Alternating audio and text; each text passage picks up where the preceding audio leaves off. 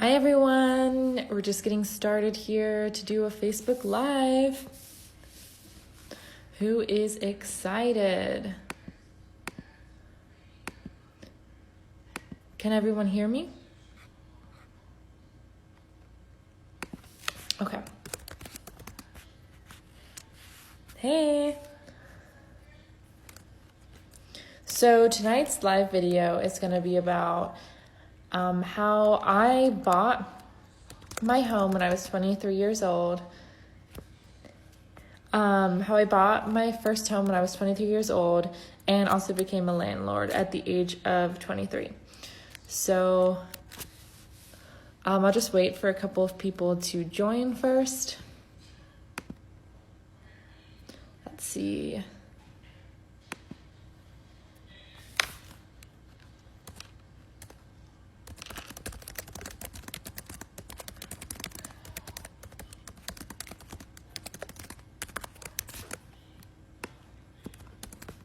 So tonight is really just going to be about my story, how I did it for myself, and how you can do it in the future as well.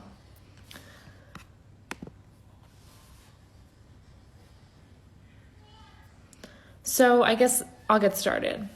So I'll start with my story. So when I was in college, I really wanted to become a doctor. I really wanted to go to medical school, and that didn't work out for a variety of reasons. I went to Johns Hopkins. Hey, Wafe, how are you? So I'm just talking about my story and how I was able to buy my first house and become a landlord when I was 23 years old. So I wanted to become a doctor. I was going to medical school, and then I decided that was not for me. I started doing research at Walter Reed.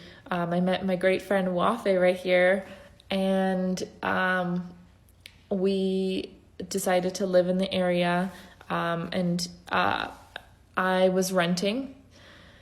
And I had a 1-bedroom apartment. It was about 700 square feet in Gaithersburg in the Kentlands, Maryland, and I was paying almost $1,400 a month.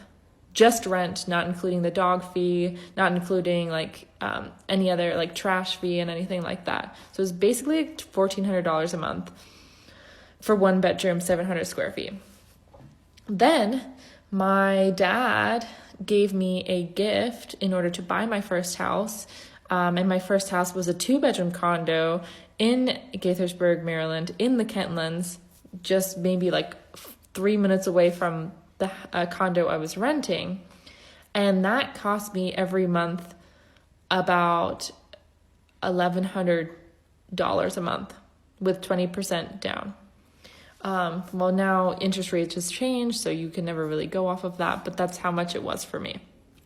So I was actually saving a lot more every month by just owning my own house, saving on my mortgage. And then I was also able to get someone to rent out my second bedroom. And it was actually pretty easy because my condo was actually a perfect mirror image. So you had the master bedroom and you had the other bedroom, and they were exactly the same. So I didn't have to split the cost based on size, because a lot of people just rent out a room and then you kind of have to figure out how much that would cost. So I just split it down the middle. So I basically had money from that coming in every month. Which was really helpful, especially if, it's helpful to get any money when you're paying your own mortgage, right? And I think that's a common misconception as well, is that a lot of people say, oh, well, I'm renting, I don't want to pay anything, I don't want to have a mortgage. And the thing is that you're already paying someone's mortgage when you're renting. You're paying your landlord's mortgage. So that's a common misconception.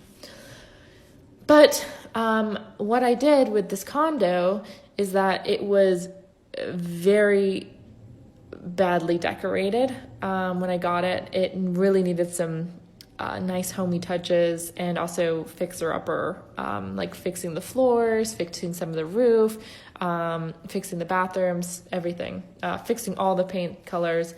I bought a condo that had been on the market for about 3 months which in this area, like the average days on market was about like 15 days. And it had been on the market for a very long time. So obviously something was wrong. So I decided to buy it, and I stayed at my parents' house for a little bit, and then just redid the floors. I got someone to rip up the floors that had been glued down, and they installed really nice light gray flooring. And then I painted all the walls. So before, the walls were 50 shades of blue. So every single shade of blue you could think of, like navy blue, light blue, turquoise, any type of blue was in there, as well as big bird yellow, forest hunter green, purple, and like a mauve color. And it was just disgusting. Like, it really needed some help. Like, I'm really surprised that the real estate agent selling this house did not mention to like paint it or even pay for it themselves, like to just get it off the market. And so I redid all of that. It looked pretty amazing. Painted all the walls like a really nice light gray color. And I turned it around within 2 years of living there. I think it was maybe like 1.5 years of living there. I turned it around and made about a $35,000 increase from the home I had just bought like 1.5 years later. Of course, I did have to pay like about $10,000 to make all those improvements to like the washer dryer machine, the laundry room, the paint, the floors, things like that, and the closets. But besides that, that was money in my pocket, money I didn't have 1.5 years before. And I was also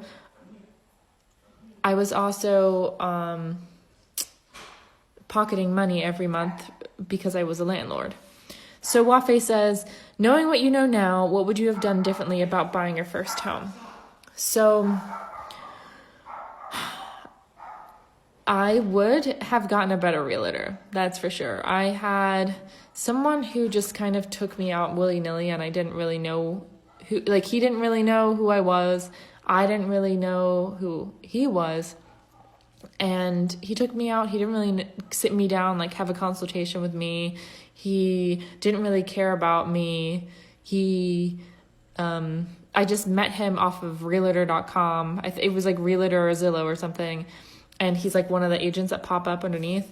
And he just was not a very like friendly person, right? Like, I wanted someone who was friendly, and I wish I had gotten that. He was also someone that if something bad happened with the house, then I wouldn't go back to him. My first house that I bought, actually, a lot of things went wrong. So we had the loan, and the loan was written by Caliber Home Loans, and the underwriter actually forgot. He forgot that we had a loan, so he actually didn't write the loan. And the realtor didn't keep up with him, keep in touch with him. So it was really, really, really difficult to actually close because it was like cutting it close. Like, we almost did not have a loan. And then it was just kind of, I mean, as a first-time home buyer, you don't really know anything about the process. You're very scared. Like, I was very scared. I didn't really know what I was doing. Yes, my dad knew what he was doing, and yes, he was helping me with the gift. But at the same time, it's like, I wanted someone who took me every step of the process, like I do to my clients today. I want to hold someone's hand every step of the way, so that they're not scared. They don't have any fear in them, and that they have a good experience. Like, I would also equate, like, when you get married, right? When you get married, or maybe you're thinking about getting married in the future, or you've been married, you probably are thinking about getting a wedding planner. So why do you get a wedding planner? Well, you want it to be easier on your big day, right? And other things that you can get for your wedding are like the caterer, the DJ, the flower person, the makeup artist, the hair person. You could do all of those things yourself, but do you want it to go as smoothly as possible on your one big day, your major day in your life? Well, what I will equate this to is real estate. So when you're going through a major life change, like buying a house, do you want someone who is an expert in that field to help you out? Or do you want to do it all by yourself?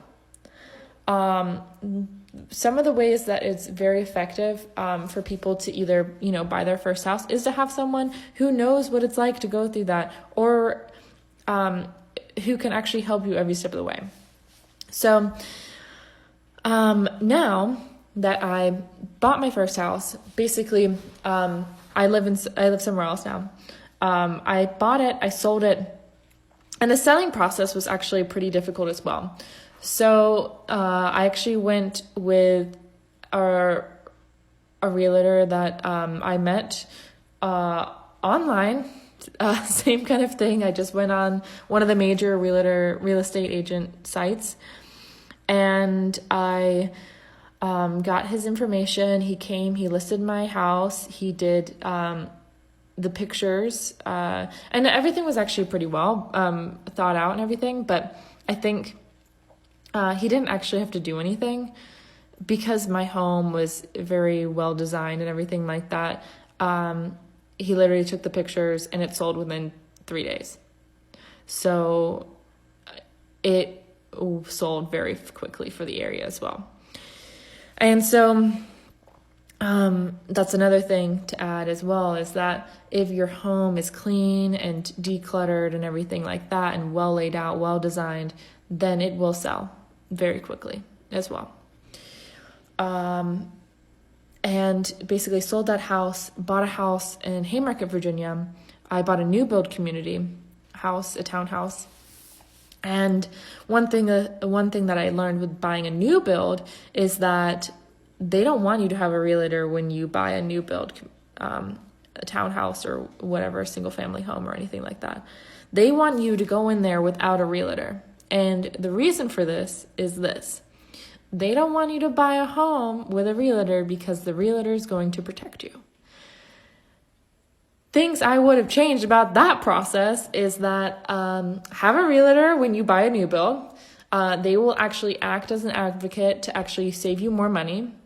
They will also help you find someone who can actually lower your mortgage, because a lot of new build communities, they work with lenders and they will save you money. But I would advise shop around, because I went to one and they were like, oh yeah, we're going to save you $12,000, blah, blah, blah, blah, blah. If you go with our lender, but you have to go with our lender. I would just advise to shop around just so you know. And then I would also advise as well, with buying a new build, one of the reasons why they don't want you to have a realtor is that they want you to waive the home inspection. So the reason they say this is that, oh, well, you don't need a new home inspection. It's a brand new community. It's going to be brand new. There's nothing going to be wrong with it, blah, blah, blah. But that's exactly the reason why you need a home inspection, because there are tons of things wrong with these new builds. They put them up so quickly. The ones across the road from me right now, they've been put up within 3 weeks and they're already finished, which is astounding. Actually, one of my friends who lives down the road, she had over 100 items that needed to be fixed before she could move in. And this is not the nitty little gritty stuff. This is the stairs need to be replaced because they are sagging and unstable, or there's a hole in my ceiling, or there's a roof leak, or the pipe is leaking behind the fridge, that type of thing. And there are people in my community who are living through hell because they didn't get this home inspection, and they've had open holes in their kitchen for a month or more, just because they waived the home inspection, they didn't have a real estate agent, and they have no one advocating for them on their behalf. So I would strongly urge, whenever you make any sort of real estate plans, whether you want to rent, whether you want to buy, whether you want to invest in property or sell your property, invest in a realtor. It will save you so much time. It will save you so much money. You won't have to figure it out on your own. And it's also great for design. Like if you want someone's design eye to make it sell faster, or maybe you want to make it feel more homey when you want to buy a house, this is exactly what you're paying these people for. And that's exactly why I'm here. I want to help you succeed in all of your life decisions. Just as a wedding planner does, just as a wedding caterer does, I want to help you make you have the most success on your biggest day of your life. Because buying a house is an investment. It is one of the biggest days of your life. You may only have a few homes in your life. And you know what? You're going to remember every experience you go through with that. Don't you want it to be a good experience?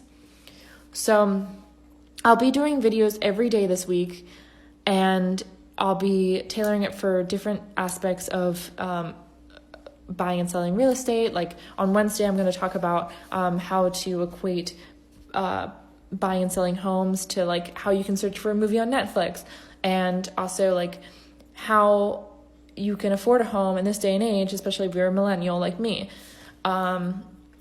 It's really quite interesting what you can do nowadays to actually afford a home. And then there are a lot of other things I'm going to talk about this week as well. And I just want you to look out for my live videos, 7:30. They're going to be on Facebook and Instagram. I actually think that the Facebook one didn't go live. I think I tried to set it up and it didn't go through. So I'll be posting it right after this. And so we'll go live there as well. And I just want you to know that like if you're looking within the next 12 months, if you want to buy, sell, or invest in a home, I'm available for consultations this month if you're looking for the next 12 months. So if you're planning to buy, sell, or invest in a home in 2020, maybe it's your New Year's resolution, it's never too early to start looking, we can sit down, have a little conversation like this, and with your significant other, or if you're a single lady like I was when I bought my first house, you should give me a call or a text or a DM. And my email is hello@rococorealestate.com. And you can contact me also through my website, rococorealestate.com, or text me at 571-379-0199.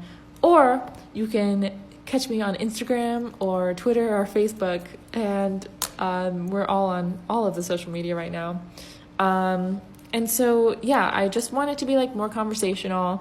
I don't want it to be like this big pressure thing that it is like buying and selling a house. Like it should be like white glove service, but at the same time, it should be easy. And I want it to be easy. I don't want you to have any problems or any fear about the whole process. It really isn't that scary. If you've done it a few times already, I'm sure you know it's really not that hard. Any questions? Anyone? Let's see.